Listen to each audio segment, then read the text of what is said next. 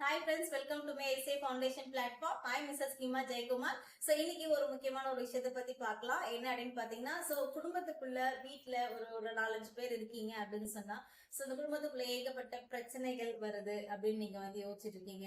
ஏன் ஒரு ஒரு ஹாப்பினஸே இல்ல, ஒரு ஃபன் இல்ல, ஒரு என்ஜாய்மெண்ட்டே இல்லாம எந்நேரமும் வந்து சண்டை போடுற மாதிரி இல்ல, மன வருத்தங்கள் வர மாதிரி இந்த மாதிரி விஷயங்கள் நடந்துட்டு இருக்கு அப்படின்னு சொன்னா, நீங்க உடனே கவனிக்க வேண்டிய விஷயம் என்ன அப்படின்னு பாத்தீங்கன்னா, வீட்ல வந்து உடைஞ்ச பொருட்கள் ஏதாவது இருக்கா, உபயோகம் ஆகாத பொருட்கள் ஏதாவது இருக்கா அப்படின்றதுல நீங்க கவனம் செலுத்தணும்.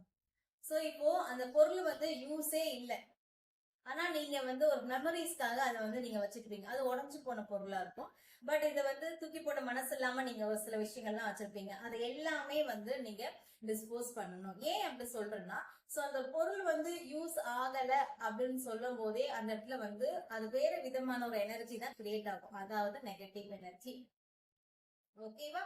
சோ ஃபார் எக்ஸாம்பிள் அப்படின்னு பாத்தீங்கன்னா, உடைஞ்ச கிளாஸ் இருக்கும். அதே மாதிரி இல்ல ஒரு மாதிரி லைட்டா வீரல் விட்ட மாதிரி ஏதாவது ஒரு கண்ணாடி, இல்ல நீங்க கண்ணுல மாட்டக்கூடிய நம்ம கூலிங் கிளாஸ் போடுவோம்ல, சோ அந்த மாதிரி ஒரு பக்கம் கிளாஸ் போயிருக்கும், அதை அப்படியே வச்சிருப்பீங்க.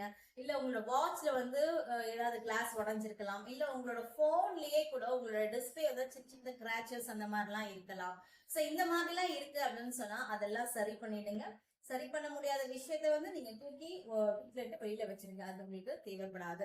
அதே மாதிரி அதே மாதிரி என்ன சொல்லுவாங்க அப்படின்னா, கிச்சன்ல இருக்கக்கூடிய பொருட்கள் அப்படின்னு பாத்தீங்கன்னா, உங்களுக்கு ஜாடி எல்லாம் வச்சிருப்பாங்க. சோ அதெல்லாம் உடஞ்சிருக்கும். அது ஒரு மூலையில தூக்கி போட்டு வச்சிருப்பீங்க வீட்டுல.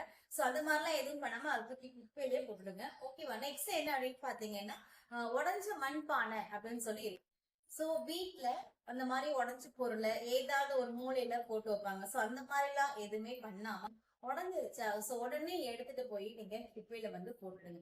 எந்த ஒரு பொருள் வந்து நீங்க யூஸ் பண்ணலையோ, அது ரொம்ப வருஷமா ஒரு இடத்துல இருக்கோ, சோ அந்த இடத்துல ஒரு விதமான நெகட்டிவ் எனர்ஜி கிரியேட் ஆகும்.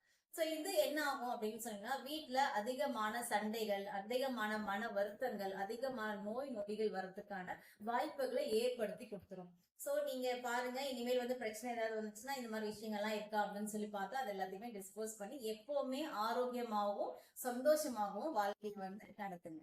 நன்றி.